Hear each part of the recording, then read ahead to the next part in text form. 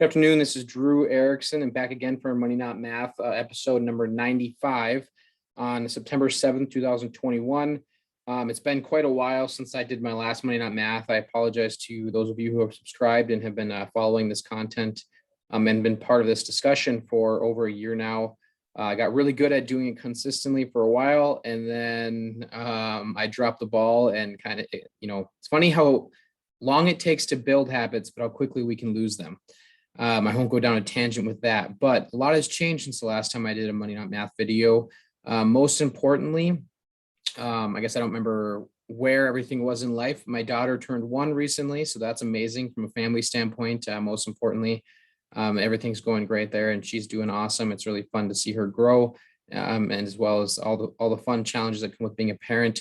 Professionally, for those who haven't already seen on my other platforms, I have moved and am now helping grow a new business with my close friend and colleague, Ross Welty, and that's Five Stone Financial Group, where we really center everything we do around our core values and doing what's best for our clients. So whether it's integrity and always doing what's best for our clients, learning, understanding, accepting that we don't know everything, and that's okay.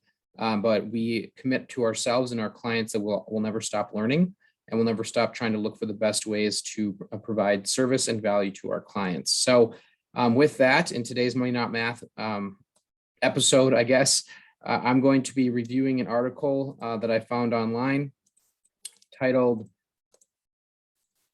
"How Confused About Retirement Savings Plans? Here's how to choose the right one for you." All right, so here's the article. You can find it on cnbc.com. It's written by Michelle Fox and it was published on September 6, 2021. It says, while Americans know they need to save for retirement, many are still coming up short. More than half of United States workers between the ages of 40 and 73 have less than $50,000 set aside for their golden years, a survey from the Insured Retirement Institute found. Now, to put that in perspective, if we use the 3% distribution rule in retirement, that's only, if you only have $50,000 saved for your retirement, that's only gonna, if you only pull 3% a year, that's $1,500 per year of retirement income.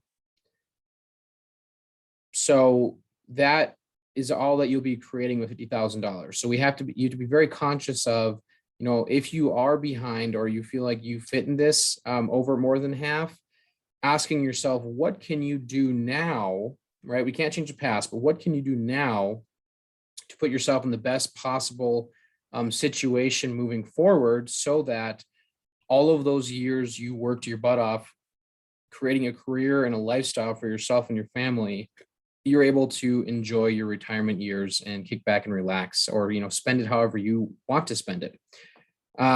We can't. So a lot of times people get so caught up on rate of return, but that's not the most important thing. The most important thing is maximizing your spendable wealth in retirement. And there's very specific ways you can do that depending on your situation. This article goes over some of the most standard ways you can do that, but it doesn't go over all of the ways you can do that. So continuing on, nearly 6 in 10 people save less than 10% of their income. So this comes down to really two things. First, ability, right? So depending on your lifestyle, your situation, your family situation, your income, maybe that's all you can save is less than 10%. And if that's the case, we just have to do the best we can with what we have. But for many people, I've met with people who make over $250,000, almost $500,000 a year that save less than 10% of their income.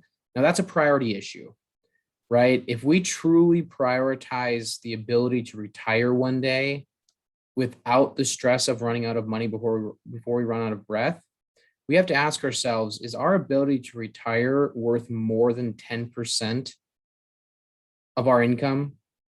If the answer is yes, we need to make some life decisions, right? Maybe spend less in other areas. So to actually be able to stop working, you'll have to make sure you are putting enough aside. The general rule of thumb is about 15% of your income. Although if you can't save that much, any little bit helps. And that's true too, right? So the power of compounding is amazing. And this general rule of thumb of 15%, I don't know where they come up with that necessarily. I'm not a huge fan of general rules of thumb. In my mind, we have to work backwards, right? Work with the end in sight. So if we have an idea of what what you'll need to spend in retirement, we can work our way back to figure out what should you be saving today based off conservative rates of return and saving strategies and where you're putting that money. But we also have to account for taxes, right? So what are taxes doing? What do we expect taxes, what taxes might do in the future, and how we save our money today going to affect our Social Security and Medicare costs? So this number for some of my clients is they choose to make that number significantly higher. There are different ways you can save depending on your situation. An employer-sponsored plan, such as a 401k plan or an individual retirement account, whether traditional or Roth, are the most popular options, and that's true. However, keep in mind, they are the most popular options as tools for your retirement planning. They aren't plans themselves, right? So, I like to use a lot of different analogies, but the one that just popped in my head is if you go to a golf course and you buy a driver, do you now have a golf plan? No, you have a driver, right? It's just a club. It's a tool. And it's the same thing with retirement accounts, whether it's your 401k, an IRA, whatever it is, that's not a plan. It's a tool for your retirement plan. I find it so often that my clients or people who don't want to meet because they already have retirement plans have a 401k through work or an IRA through whatever source, and to them that's their plan. But when we really dig into it and I ask, how does it work? What projected income are you supposed to have from this tool? What are the tax implications of this tool and things like that? We really end up finding out it's a tool, it's not a plan. So we can't get too overconfident or falsely confident just because we have something that said something is going to be sufficient for the retirement we want to build ourselves and the legacy we potentially want to leave our families. So they all have different rules, although each offers some form of tax advantage. Here are factors to consider when figuring out the best option for your situation. Employer-sponsored plans. Contributions to a traditional retirement plan sponsored by your employer, typically a 401k, are automatically deducted through your paycheck pre-tax. That lowers your taxable income each year. Instead, the tax is taken out when you withdraw the funds in retirement. The rate will therefore depend on your tax bracket at that time. This is extremely important because we have to understand that yes, saving in a traditional 401k does save us money this year, but does it actually save us money in the macro of our retirement plan? Are we trading a little bit this year in order to give up a lot in the future? And is it worth it to do that? So often people make financial decisions, and I know I have myself, looking at the micro of how does this affect me today or this week or this year, rather than taking a step back and looking at the big picture and understanding how is this going to affect us long term. Because what we have to also understand is the amount of taxes you have in retirement, right? So the amount of tax deferred income you have in retirement that creates taxable income in retirement can negatively affect your Social Security income taxes, your Medicare costs, and other things that are very important when it comes to your overall retirement picture.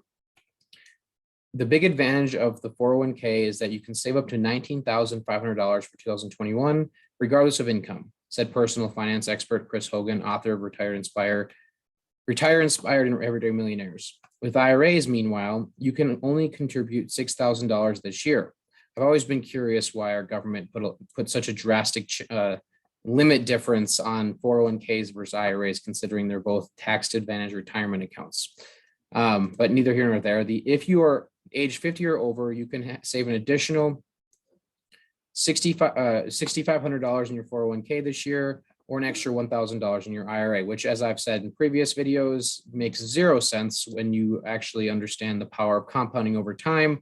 Our government should be incentivizing people to save earlier in life, not later, because, well, again, compounding over time. So your company may also offer a 401k, which means a Roth 401k, which means contributions are made after taxes, and you won't be levied on the retirement withdrawals. Plus, if tax laws stay consistent where they are today, keep in mind I'm not a CPA. I cannot give tax advice. I'm just expressing my observations based off my understanding of the tax law. After tax income from a Roth 401k shouldn't negatively affect your Social Security income taxes or your Medicare costs. So it's another added bonus that often isn't talked about. Hogan prefers the Roth 401k. That's putting almost $20,000 away tax-free each year, said Hogan, who is also affiliated with, yeah, it doesn't matter. In fact, a Roth 401k essentially allows you to put more money away than a traditional plan, said Pete Hunt, a certified financial planner and director of client services at Essential Wealth Advisors based in Charlotte, North Carolina. And what he means by that is because you can essentially put more money away in a Roth 401k than a traditional 401k because you know all the money in your Roth 401k is actually yours, right? You paid taxes, you put money away, you pull all of the money out is yours. When you put money in a traditional 401k, that's tax deferred, which means it's not all yours because you own some unknown amount to the IRS. Whatever that amount ends up being, ends up not being your money, and therefore effectively the net amount of money that's yours is not as much as a Roth 401k if you do dollar for dollar savings. So Hunt said that $19,500 or $26,000 if you're over age 50 of after-tax money is far more valuable than the same dollar amount in pre-tax money, especially over many years. If your employer matches a certain percentage of your contributions into the 401k, try to at least contribute up to that match, advisors say. The company's money will be added pre-tax, whether or not your contributions are taxed. And that's because your company may be nice for offering the match, but they're not so nice where they want to pay the tax, right? At the end of the day, it becomes a nice tax write-off for them. When you hit age 72, you must start taking an annual required minimum distribution or RMD from your traditional 401ks. Why is this important? It's important because many people, especially extremely successful people, don't actually want to take money out yet at age 72. They might have alternate streams of income through businesses, real estate, after-tax money, whatever it may be. They don't want to do it, but because of where they stored their money while they're working, they're forced to if their money's in a traditional 401k. Examples where this could hurt you would be if the market crashes, not a good time to pull money out, right? You're locking in a loss. If you are trying to stay under a certain taxable income limit or taxable income bracket, or you don't want to negatively affect your Social Security income taxes, this could hurt you if you're forced to take out certain amounts. There's more examples, but those are just a couple that popped up off my head. So be very, very, very aware of how where you put your money today will affect you in retirement if you prioritize retirement planning. All right, Roth IRAs. Contributions to Roth IRAs are also are made on an after-tax basis. So you don't have to pay taxes when you take money out in retirement. However, there are income limits. You can contribute the maximum of $6,000 or $7,000 if you're 50 and over, if you make less than $198,000 per year, if you are married and filing jointly, or less than $125,000 if you are single. You can contribute a reduced amount if you make between $198,000 to $208,000 per year when married, or between $125,000 to $140,000 if you are single. Now, again, ask yourself, why do they put these limits on after-tax savings? Right? So why don't they have limits on contributions to a traditional IRA of income? Why don't they have income limits on traditional IRAs? Why are there only income limits on Roth IRAs? May it be because they want you to grow their future tax income, right? So I'm not saying the government's good or bad for taking taxes out of your accounts. I'm just saying be very clear on how are you actually make the best decision for you, or are you just doing what the crowd's doing? Experts advise building up a Roth IRA when you are young because you may not qualify when you're older and making more money. You may also see higher tax rates in the future. I recommend it to all my clients unless they are in a situation where they think they will make significantly less money in the future, Hunt said. There are also no RMDs with Roth IRAs, and you can withdraw your contributions at any time, tax penalty free. You generally can't tap into any earnings until you reach age 59 and a half. You also typically have more investment options than you do in a 401k. So to clarify that last point, from my experience, group 401ks biggest advantage is they're very cost effective. The fees are pretty low because you're not really getting a whole lot of advice or investment options. It's pretty much you got 10, 15 or so investment options. You may have a 401k representative that you may talk to once a year, but it's very specific to your 401k. It's not overall financial planning. When it comes to an IRA, there's typically a little bit higher fees for investing in an IRA because you're actually working with an advisor who wants to help you grow an overall plan, not just sell you a product, hopefully. But for that cost of the planning time from the advisor, you also often have a lot more options to invest your money into now, as well as flexibility for adjusting your savings in the future. It also doesn't have to be in either or situation. If you have a 401k, but also qualify for a Roth IRA, do both, Hunt said. Again, that's very generalized advice. I'm not a fan of generalized advice. I think every financial situation is different and should be treated as such, but that's Hunt's opinion. First, contribute up to the employer's match for the 401k. He then recommends putting money in a health savings account if you have a high deductible healthcare plan. After that, put money into a Roth, which has more flexibility, he said. Now, in my opinion, he kind of jumps back and forth because a health savings account is for medical expenses. It's not really retirement planning. But it all works out when you're doing overall comprehensive planning, as I'm sure he's referring to. IRAs, a traditional IRA is good for those who don't qualify for a Roth IRA and or don't have a 401k. Contributions are made pre-tax, so you pay upon withdrawal, which again could negatively affect your Social Security income taxes as well as your Medicare costs. An IRA can also be used to roll over any 401k balances from previous employers. Generally, you shouldn't, Roth IRAs can be too, by the way. Generally, you should never leave your 401k from a previous job with that employer, Hunt said.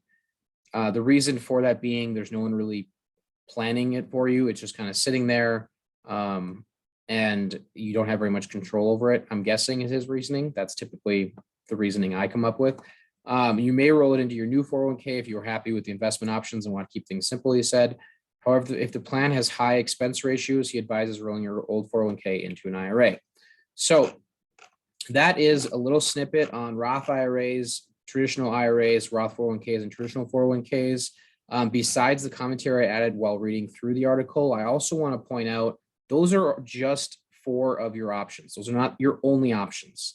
There are other ways to save for retirement. Okay, just because you're building wealth for retirement, it doesn't mean your wealth has to be stored in a retirement plan. You can be using brokerage accounts that allow you to access your capital while it's growing. You can be using, specifically build life insurance contracts, annuities, and different things like that. There's many options out there. So you aren't restricted to just the ones highlighted in this article. And I would strongly encourage you to build a specific plan to you rather than following a cookie cutter example of advice, or just following the crowd and doing things because your friends or family are doing them too. So that's Money Not Math 95 on September 7, 2021. I hope everyone's doing great. For those of you who took the time to watch or listen to this conversation, I really do appreciate you.